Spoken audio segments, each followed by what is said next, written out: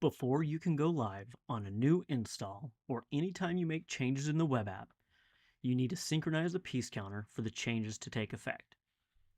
The PieceCounters will automatically sync every night as long as they are powered on and connected to the internet, or you can manually sync the PieceCounter if you have made changes in the web app and want those changes to take effect immediately.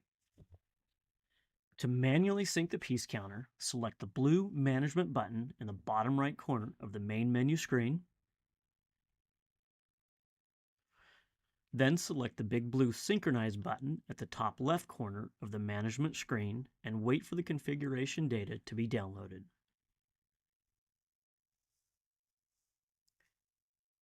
It is important to note that if you see any error messages during this part of the sync, that indicates that the device may not be connected to the internet or there is some other issue preventing the PieceCounters from synchronizing successfully. When it says ending sync and shows the current date and time, the sync process is finished.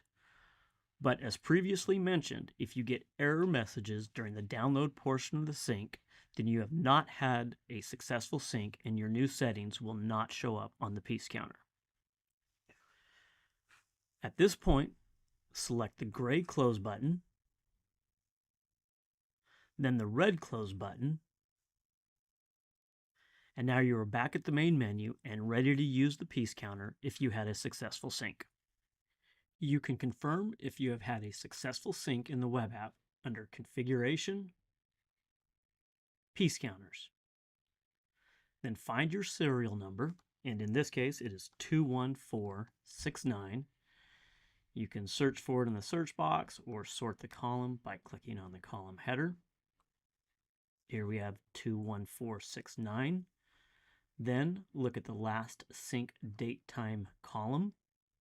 But please note that this is in GMT time zone, so you will have to adjust that to your current time zone to confirm if you have had a recent sync.